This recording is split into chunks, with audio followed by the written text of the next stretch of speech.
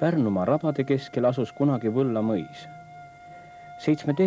sajandist pärit jahilossi varemed hakkasid ühele Eestimaa mehele nii meeldima, et 8 aastat tagasi rajas ta oma perele Võllaraba veerele kodu. Talu inimtühjas paigas, ümberringi rabade vaikus, mida häirimas ainult lindude ja loomade hääled. Kodu, kindla maa ja õõtsuva soo piiril. See on elamise viis.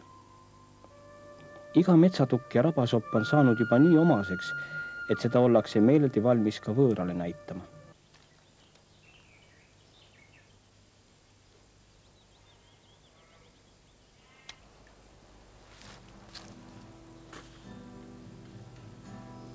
Jõgi voolab, kastan särgi vette. Hetkeks peatub jõgi, hetkeks panen tõkke. Võtan välja särgi märja jõese veese. Nüüd see hetk on käes, on minu särgi seesse. Nüüd on elu jälle hetke jagu rikkam. Jõgisest ei muutu tema vooga pikka. Vanaviisid peatamata, katkemata voona. Oma enda algust unustava loona. Aga särgis selles peatuvad kõik lained. Elu lõhnad, linnalagu ained. Kõik, mis ajalikult voogab alla vette. Püüan kinni, panen ajatõkke. Raamin nägemuste rahunenud ruutu. Seal on alles kõik, seal midagi ei muutu. Jälle ilgi voolab, kastan särgi vette. Hetkeks peatub jõgi, hetkeks panen tõkke.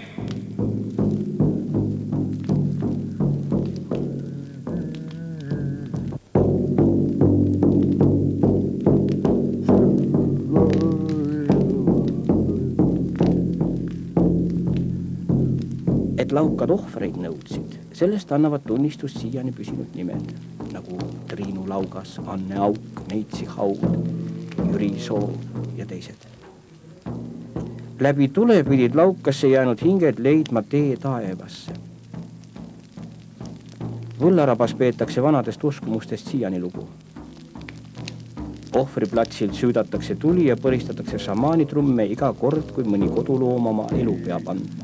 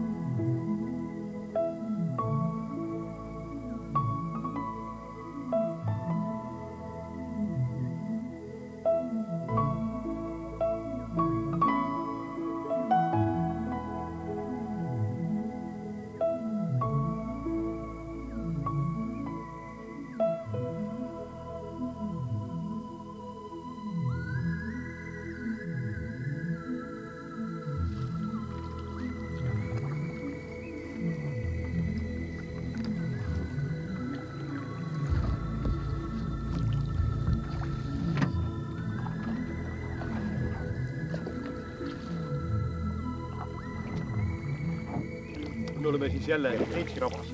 Tähendab selle raba nimi, see on siuke rabamaailm, siin on rabaseadused. See neitsilikkus on üldse nagu inimese rabakomm. Neid ei ole kuskil kirjas, et tuleb ise leida. Ja kui need üles leiad, siis oledki nagu rabas. Aga kui need üles ei leia, siis võib rappa minna.